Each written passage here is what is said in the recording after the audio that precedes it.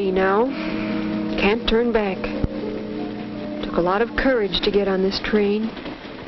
I wonder what will happen from now on. I wonder. A lot has happened in the last year. Our first year of marriage. Gee, we got a good start. I remember coming home from a wonderful honeymoon. We were so fortunate. Our housing problem was taken care of. Pete's mother owned a two-family house. She was a widow and lived upstairs, and we were going to live downstairs. Pete had a good job. Worked in the same plant as my dad. But Dad didn't introduce us, though. We met at the church. I still haven't forgiven Daddy for not telling me about Pete. In our 2 years of courting and engagement, we had come to know a lot about each other. And we had learned to love each other in a way that stood the test of, well, 2 years' time anyway.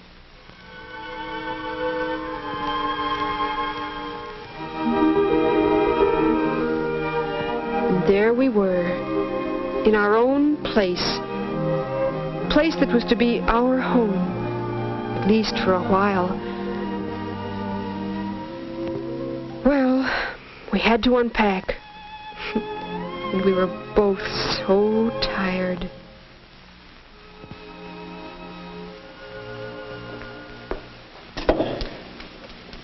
Dottie. Duchess, madam, here is thy royal throne. Seat thyself in royal splendor while I shall get thee thy royal cup of coffee.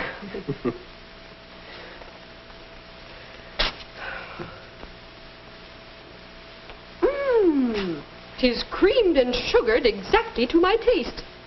Thou shalt be my royal brewmaster for evening coffee from this day forward. From this day forward. To have and to hold. Oh, Pete, we're going to be so happy together.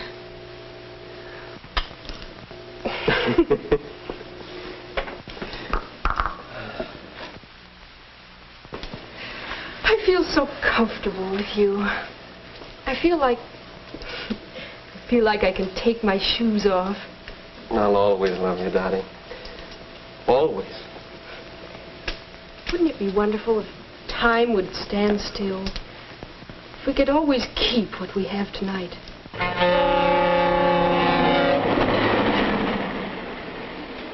From the beginning, we were learning to live together and to love together. Learning to adjust different sexual responses. But time doesn't stand still, and marriage is far more than loving together and enjoying companionship. It's making decisions together, and we had to learn to plan as partners. That first Monday morning, I was so proud of my man going out to earn a living for us. And Pete was so proud of me, cooking our first married meal. Then, suddenly, it was time for Pete to go to work. He said he didn't want to go, but he was a responsible married man now. Well, when you marry, you have to adjust to many changes. And we had decided I should quit my job when we married. Maybe I should say quit my paycheck. I still had a job. As the weeks went by, sometimes I regretted that decision to quit my job. For one thing, I missed those paychecks. And staying home was hard. It was an adjustment I had to work out.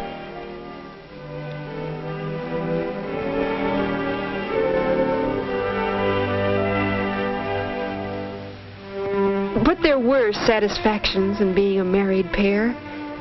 One thing was our partnership in handling the money. Conflicts over money can be a real problem in marriage. But we decided together how Pete's salary would be spent.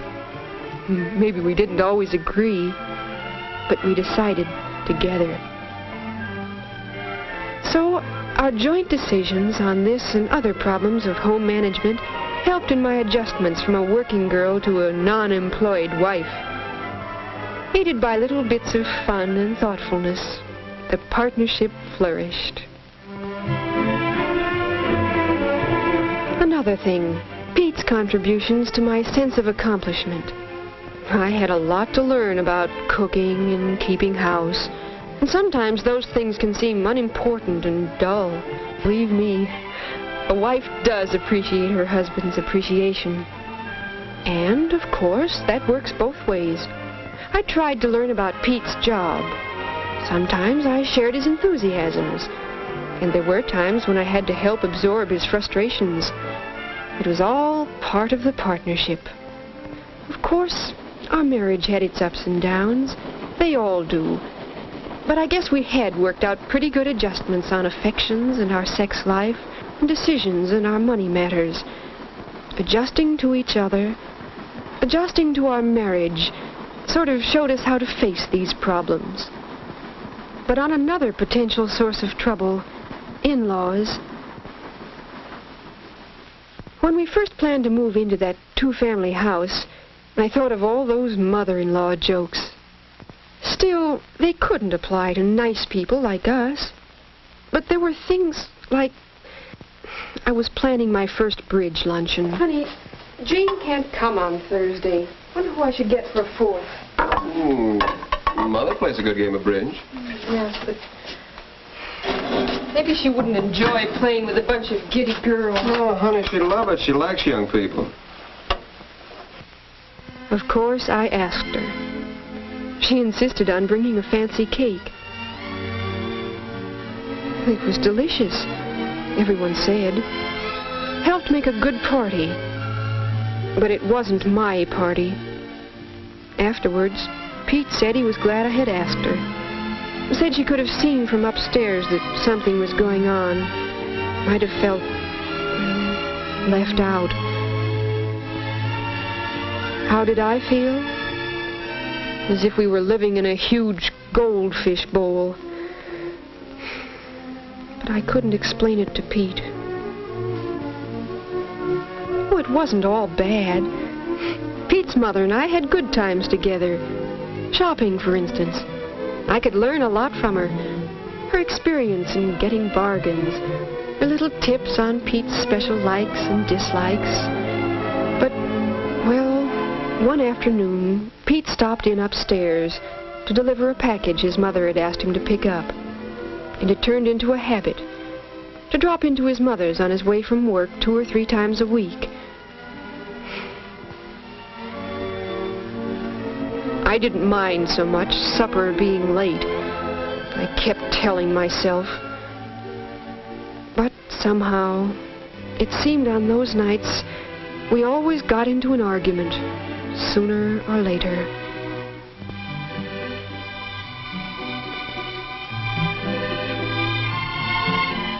I tried to tell Pete how I felt, but it was no use. He'd just get sore and make some crack about my family. I thought my family was pretty wonderful. Why, Dad and I were real pals. We talked things over. About Pete's mother, I mean. Dad could understand. So could Mom. We had some good chats together on Saturday afternoons when Pete would play golf. It was a joy to see the way Mom and Dad understood each other, anticipated each other's needs, sometimes without a word being spoken. They had really grown together in their marriage. Why couldn't we? Well, in more ways than one, it was a long fall and a cold, hard winter. Meanwhile, we were still working out other adjustments together.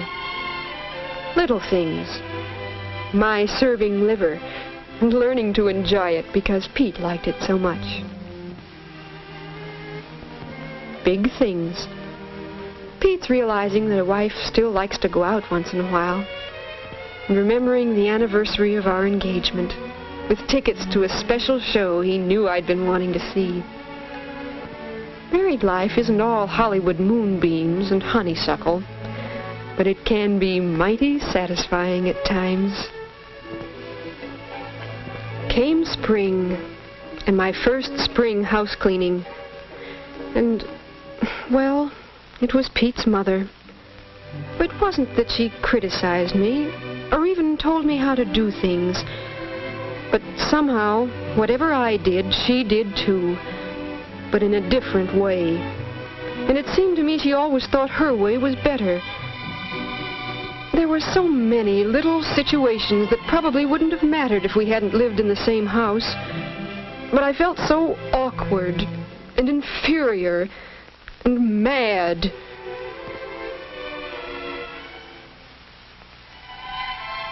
That evening, after supper, I thought the time seemed ripe to talk to Pete about us. But suddenly... Dottie, I got a surprise in today's mail. An offer of another job. Wonderful job. But way over in Central City. Let's talk it over. It's time we get away.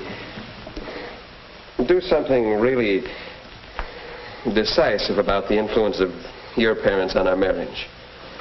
My parents? Listen to me all the way, honey, before you get mad. It's time we've got to talk this thing out. You don't know what it's like working in the same plant as your wife's father.